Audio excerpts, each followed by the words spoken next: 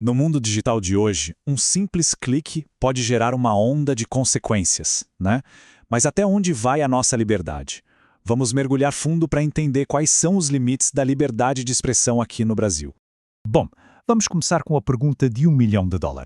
A gente pode postar o que bem entender na internet? A primeira resposta que vem à cabeça talvez seja sim. Mas, olha, a coisa é bem mais complexa. Imagina só dar de cara com um post desses. Parece um desabafo, não é? Inofensivo, talvez.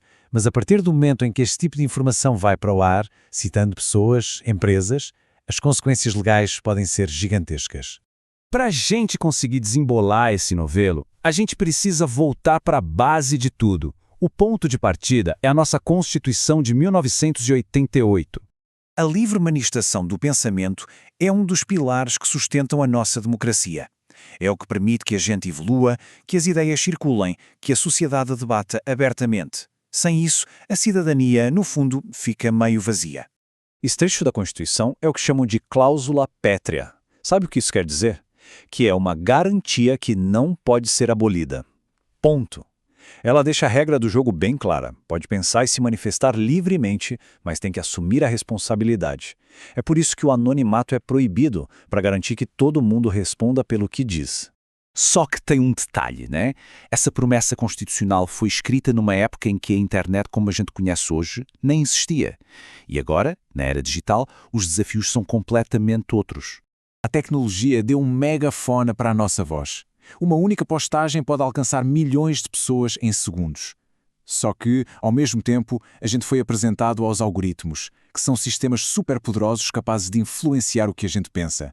Muitas vezes sem que a gente nem se dê conta. É um processo bem sutil. O algoritmo percebe um interesse e de repente começa a bombardear com opções, com anúncios, e aquela vontade inicial acaba se misturando com uma necessidade que foi, na verdade, criada pelo marketing. É quase como se a nossa liberdade de pensamento estivesse sendo invadida. E é claro que, nesse cenário todo novo e digital, é quase inevitável que os nossos direitos fundamentais acabem batendo de frente um com o outro o tempo todo. E aqui a gente chega no ponto mais importante de todos. No nosso sistema de leis, nenhum direito é absoluto. Nenhum mesmo. Nem a liberdade de expressão.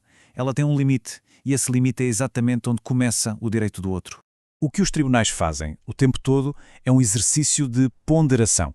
É como colocar os direitos numa balança. De um lado, a liberdade de expressar uma opinião. Do outro, o direito de alguém proteger a sua honra, a sua privacidade. É uma busca constante por equilíbrio. E um exemplo perfeito dessa busca por equilíbrio é uma discussão super famosa, o tal do direito ao esquecimento.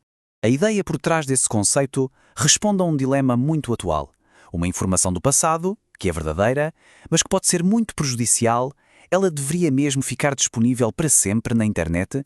Bom, o nosso Supremo Tribunal Federal, o STF, teve que encarar essa questão de frente. Foi num caso histórico, o caso Aida Curi, que teve uma repercussão gigantesca e definiu a posição da justiça brasileira sobre o assunto.